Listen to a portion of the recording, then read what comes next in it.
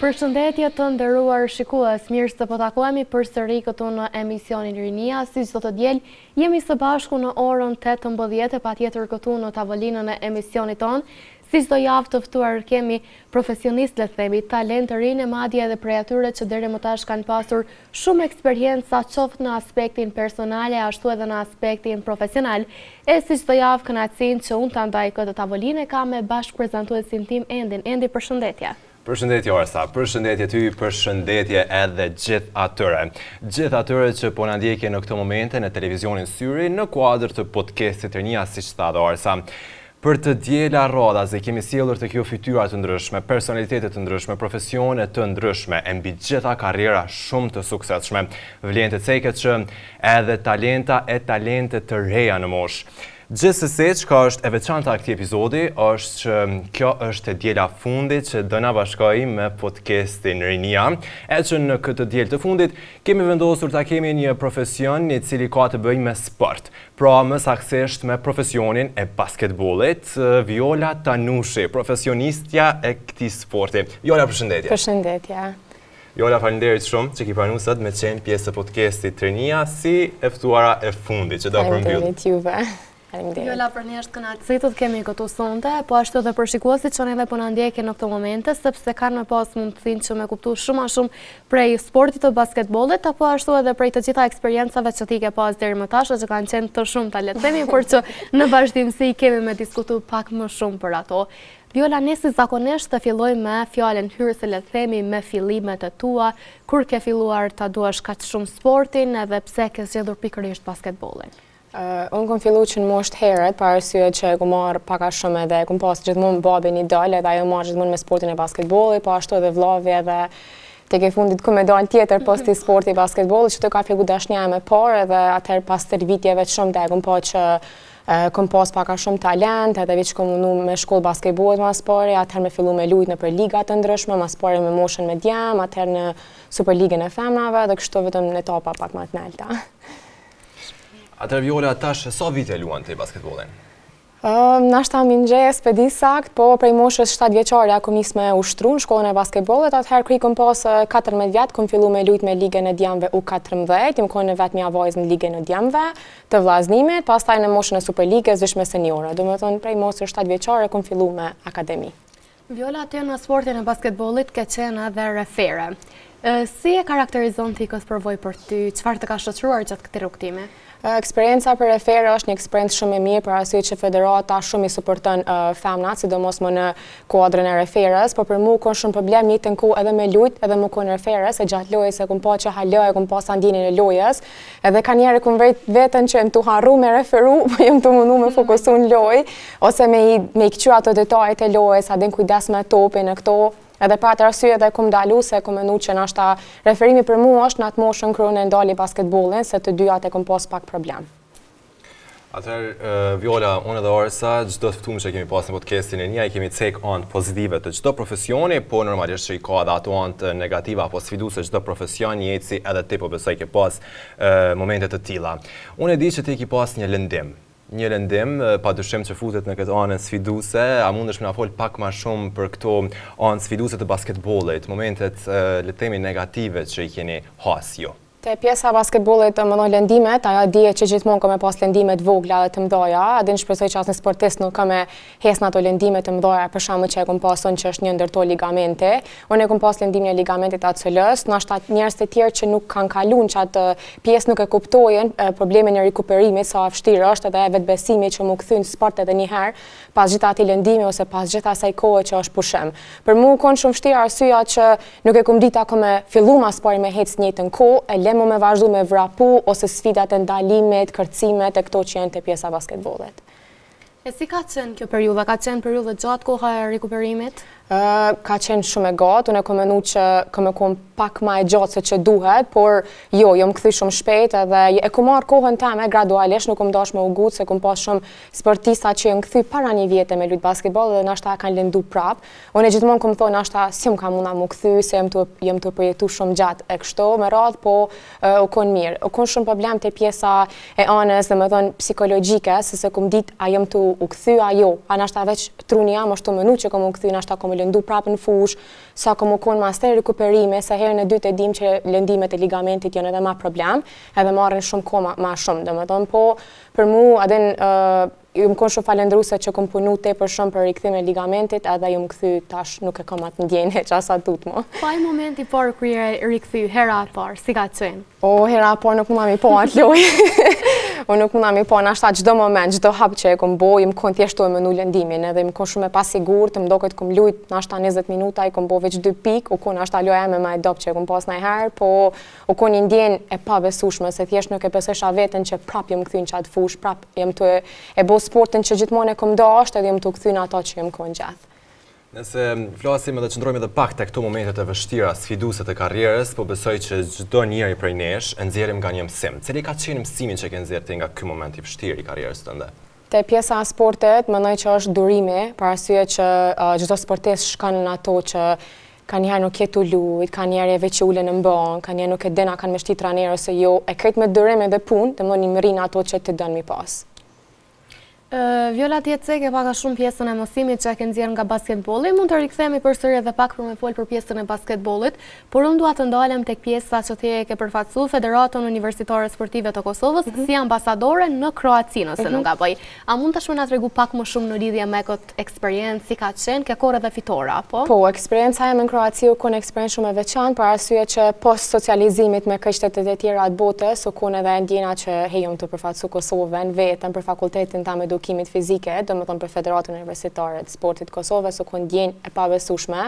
E kena pas një projekt për mi fitu, u konë projekte për mi jap një idenë që sa të mbledhen çdo federatat universitare, domethënë të FSUNK-s, për shembull çka me bo pak më tepër, edhe projekti jam u konë për me bo një dhomë, për shembull që të tjerë mu socializu më shumë, se unë e kom pas problem se më konë vetëm edhe kom përjetuar të njëjtën ndjenjë se kom ditë ku me fol, me kënd me fol. Kena fitu për mu konë një ndër, për mu konë krenari për derisa u dalë Kosova, e ka fitu, u konë eksperiencë shumë e mirë. Por, sa nëse ke.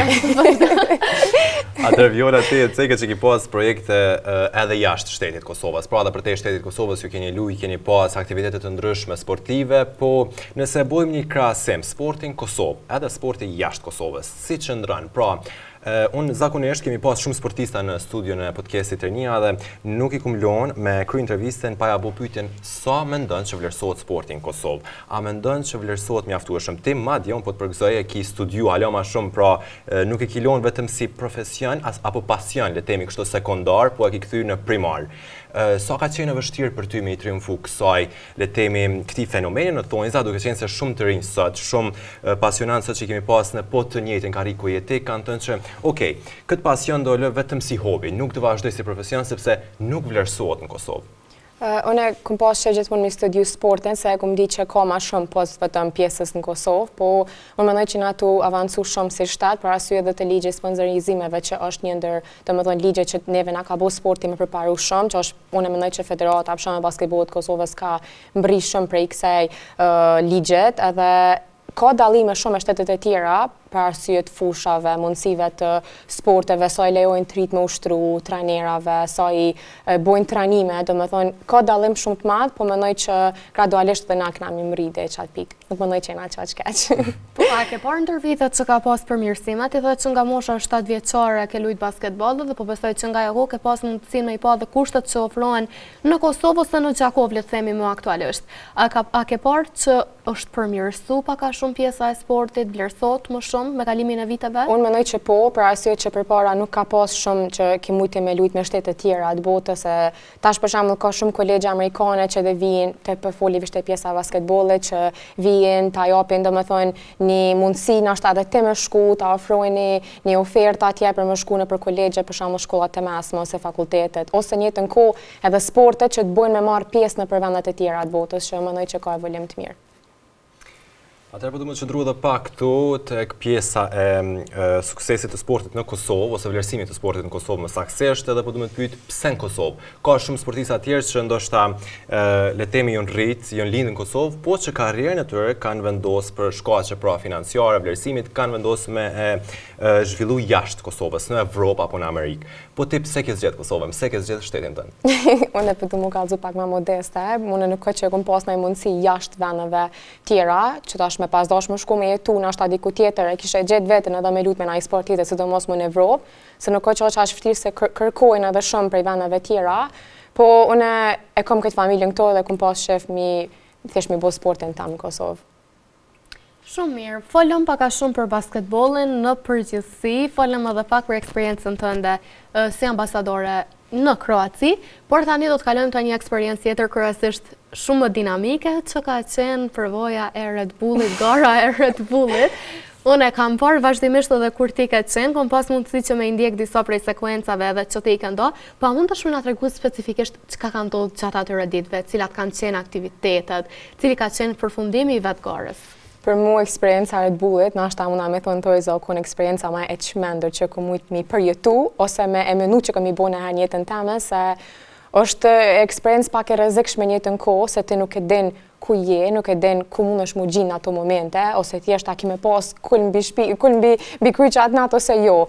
Na kena përfatësu Kosovën për herë të parë të Red Bullit, se është bo puna e vizave dëmën që kena pas leje me kalune për Evropë, edhe kena fitu sfidën, grupi jam, në mas pari në Kosovë, pasaj kena përfatësu Kosovën atje. Atje kena pas pa telefona, pa monedha, pa kërgjoj. Vetëmja monedhe jona o konë Red Bullit, që na kena pas me ndru Red Bullit me gjithë sanë që na kena dash me bo. Njëtën kohë dush me bo sa ma shumë sfida, e me përjetu sa ma shumë gara dhe me kalu sa ma shumë shtetet, që ti me pik me i kalu shtetet e tjera. Për neve o kun shumë eksperiencë e veçanë, se ne na kun ma të rejat, dhe më thonë krejt ekipet e Red Bullit, që na karakterizu ndër moshat ma të reja, edhe jena kun për hirtë parë në ato shtetet e Evropës. Dhe më thonë, kur nuk kena udhëtu në herë në Evropë, që o kun pak rrezik edhe pak ndryshe, po o kun interesant se ka pas shumë shqiptarë gjithande, që na kanë imu, na kanë japë në ashta një vend me flajt, ka pas raste kur na flajt në rrugë, kena flajt për fundin a i pëmës, po o kun shumë eksperiencë veçante dhe mënoj që kur njët nuk kom e mujtë mi haru. A e kisha rikëthy dhe një herë? E kisha rikëthy, po nashta me na i pjesë të influencës, pa arsye që kisha pas shef tash dikush tjetër mi përjetu ndjenjen temës. Kisha dash mu bo ashtot me marrë këtë kohë në atë përgjësi, mendoj që edhe tjertë kanë nevojë mi përjetu të njëjtën ndjenjë që e kena përjetu grupi jonë. Po nëse mbesim tek kjo pjesa e Red Bullit, pra mendon që stili i turneve të Red Bullit të themi kështu e popularizojnë hala ma shumë sportin në Kosovë, japin pra hala ma shumë ndikim dhe rëndësi. Te pjesa e sportit në Kosovë nuk e di sa mujnë me pas rëndësi, për arsye që kena pas këtë kohën lloje me sportin, edhe unë edhe grupi jam shoqet e mia na kun 3 sportiste, që këtë sfidat e sportit, domethënë na karakterizuan më të nalta që i kena bo pik mas shumëte, nuk i kena pas domethënë hiç as pak problem, po te pjesa e Kosovës nuk e di sa, po thjesht e kena përmend Kosovën këtë kohën, se çdo herë që na shku, na kanë pyet ka jetën Kosovës, si kena pas flamurat e Kosovës, domethënë këtë mënyrat e çantës, anash, flamurat, shallat, këtë kena pas Kosovës që nashta janë hi njerëz që kanë pa atë që është Kosova dhe na dal renditje shumë nal, domethënë na kon vetëm një grup i Kosovës, janë kon 3 grupe ose 4 Shqipnisë, grupet e tjera na kon mas nalte. E diçka që më bën mend vetëm nga shumë gjëra të kësaj eksperience, çka është diçka që ka më të mbet përjetësisht në mendje? Nëse ke veç një moment specifik, le të themi. Përjetësisht nashta kom e met vetëm ajo pjesa kur kena mbet në rrugë, herën e parë kur kena mbrit domethënë na kon Budapest, edhe kena pas çat ditën e parë kena pas shumë vështirë me dal për Budapestet, se unë nuk kom pas asnjëherë që ato momente jam kon shumë e fokusuar çish me i bën njerëz, me i bind për me ndurë Red Bullin me na i rrugë e këto, e vetmja nashta që kom e mbet më është ajo frika që shka nëse mbetëm qëto dhe hupëm sfiden. Po i na kon shumë mirë edhe më kujtohet që na kanë thonë edhe këta Red Bullit që i kena pa i na kon vendin për shembull 230, edhe të nesër kur me ngjas na kanë pa 60, 40 të nal kanë thonë ku jun tu shku çto çika. Se na shku ka ana tjetër për arsye që kena pas shef me prek sa më shumë shtete, me bo sa më shumë kilometra dhe sa më shumë pikë. Nëse flasim për mbështetjen e shqiptarëve në këtë rast, për këto eksperiencat mrekullueshme tuaja që i keni përjetu. Ora sa që ti i promovu le temi video të ndryshme të kësaj eksperience në rrjetet tuaja sociale, dhe shqiptarët kanë pas mundësi me i pa edhe me të mbështet, a ke pas mbështetje nga shqiptarët? nuk e kum ditë që kena pas shatë shumë mbështetje, me të drejtën se na nuk kena pas akses të rrjetet sociale, kena pas një telefon të Red Bullit, që thjesht kena pas me bu vloga dhe me postu në website-in e Red Bullit. Nuk e kum ditë kur e më kthyn shpejt, jam hine për domethënë mesazhe, kom pas sa shumë shqiptarë na kanë shkruajtur për shembull, unë jam sot në Hanover, unë jam sot në Gjermani, unë jam sot për shembull në Austri, a den hajdeni të one, nuk e kum ditë që çat shumë, po ata nashta vet nuk e kanë ditë që nuk kena akses të bisedat, edhe jam shoku që atë shumë kena pas mbështetje për shqiptarëve, se na shqiptarët e kena ato që një tjetrit i ndalim dim gjithmonë. Sa mirë eksperiencë ka me të mbetet shumë gjatë në mendje dhe po besoj që çdo kush që ka me pas mundësinë të ardhmen me provu pse jo edhe për ata ka me qenë eksperienca e njëjtë. E vërtet. Aktivitetet për Violen nuk kanë të ndalur asnjëherë dhe jetë gjithmonë e pranishme në sfera të ndryshme, le të themi. Ti ke qenë njëra dhe koordinatore e garës, le të themi, ose lojës 3x3 që është zhvilluar në Gjakov, lojës së basketbollit. Pastaj ke kalu edhe në fazën e organizatores. A na tregon pak më shumë për eksperiencën? Unë mas pari kum fillu si koordinatore të pjesa e Federatës Universitare Sportive të Kosovës tek Fakulteti i Edukimit Fizik. U kon eksperjenca më për herë të parë, u kom pak vështirë për arsye që nuk e kom pas pak a shumë kërkon që unë me marr mësime ose me marr çysh mi bo ose çysh mi përpunu këtë lloj të lojtarëve shortit e këto, po është bën në mënyrën më të mirën, masaj për aty që kena menduar edhe me pjesën e Gjakovës, organizatorët e tjerë që Gjakovës i vyni një garë si 3x3 për me pru edhe për njerëzve tjerë, me pranu dëmën edhe njerëz që shikojnë ato. U kon eksperiencë shumë e mirë, edhe çdo vit domethënë bëhet zakonisht ka korrike ose gushte. Mendoj që është një super ide që vyn gjithmonë po më çdo herë më e madhe. Apo planifikohet që dhe këtë vit me umbajt? Gjithçysh. Gjithçysh, dhe ne kemi me qenë atë me po garën. Në karikat e fora VIP. Faleminderit shumë. Se e kemi po edhe në rrjetet sociale dhe vetë televizioni e ka përcjell si ngjarje, ka qenë me të vërtetë diçka shumë interesante, aktivitet kulturor dhe sportiv, dhe patjetër që i ka sjell Gjakovës një frymë krejtësisht tjetër dhe energji të jashtëzakonshme, sepse kur marrin pjesë të rinjt dhe madje le të themi të gjitha moshat, sepse me sa di ka pas audiencë nga të gjitha moshat dhe për ata ka qenë kënaqësi që me qenë diçka e re, diçka risi në Gjakovë, aktivitet që më përpara nuk është zhvilluar. E vërtet. Orës është e mrekullueshme me pa vajza shumë të janë morë si Viola, që prekin kaq shumë sukses, ma e suksesit, e që po besoj që kjo ka më vazhdu edhe vitet në vazhdim. Viola, po du me të pyet pak edhe për projektet të tuja të së ardhmes. Ne falim deri në këto momente, dhe më thonë për këtë karrierën tënde suksesshme momentale, po besoj që këto padyshim kanë më ushqy, hala ma shumë me planet e së ardhmes. Cilat janë disa nga ato? Muna me përmend një prej tyne që kete pjesa për shembull e trajnerës. Unë kom fillu pak si trajnere me një moshë 3, atëherë kom dalu se s'kom mujt njëjtën kohë më kry fakultete, njëjtën kohë me lujt vetë basketball, u kon shumë dinamike për mu përshtat ose mu përkështu në njëjtën sport ose diçka. Mendoj që mendoj që kam e hap në shkollë për me vazhdu për femna të reja, vajza, këtë lloj të moshave, ose nashta edhe për të dy gjinit, nuk i ditë hala, nuk me premtu kur gjohë, po e kam një ndër ëndrat e mia gjithmonë për më konë trajnera një ekipe. Ëndra jote të jash një trajnera një ekipi, edhe ti vetë je vajzë, dhe po besoj që këto vite ke hasë edhe në sfida të ndryshme, sidomos kur jemi të aspekti i vajzave që luajnë basketball. A e sheti që vajzave kanë më vështirë të inkuadrohen në sportin e basketbollit në Gjakovë, në Kosovë, le të themi, apo është njëjtë për të dy gjinit?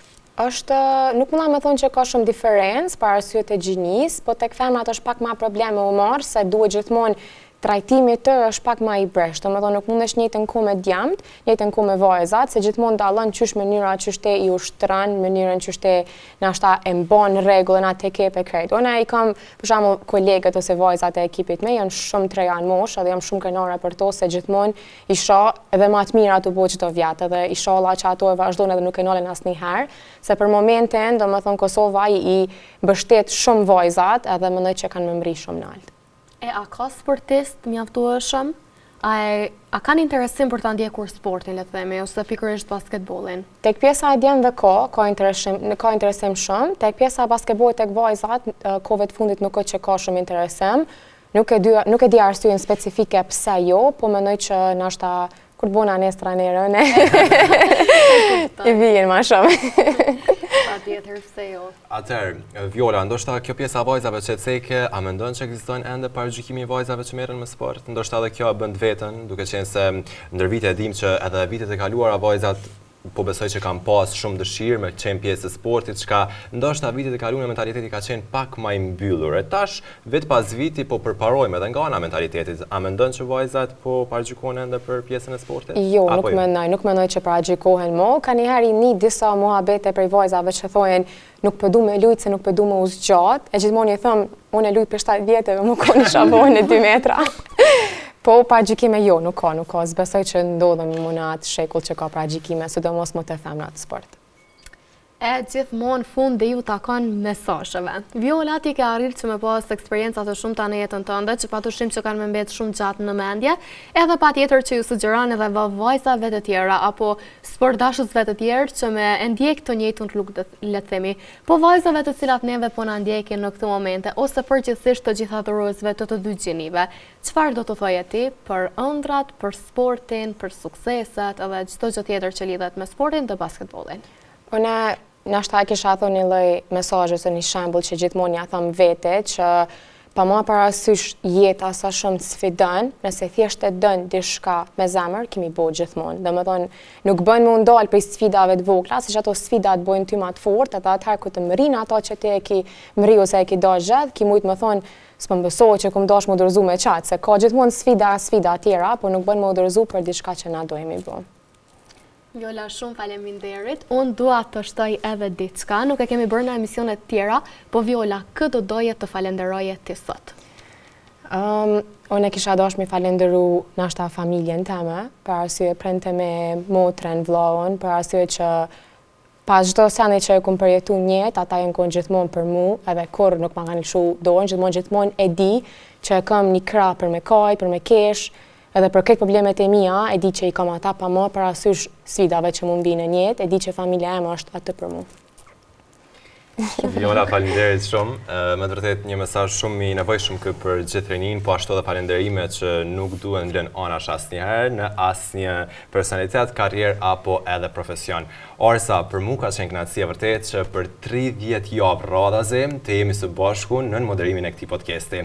Është me të vërtet kënaqësi të isha pjesë e këtij podcasti me një vajzë kaq talentuese si ti, dhe po është kënaqësi alo më e madhe për gjithë ata që na kanë ndjek për 30 javë radhazi në podcastin e Rinia, e mbi gjitha falenderimi shkon edhe atyre që vetë se kam pranu me qenë pjesë edhe me ndoa pak nga jeta, pak nga profesioni, pak nga pasioni, e gjitha nga pak me i prejk temat të ndryshme. Falenderit shumë publiku, falenderit shumë edhe juve që keni qenë pjesë e podcastit Rinia. Deri në projektet të ashme të televizionit Syri Vision, nga unë Endi Zerza, mirëmbëjtje dhe paqifat.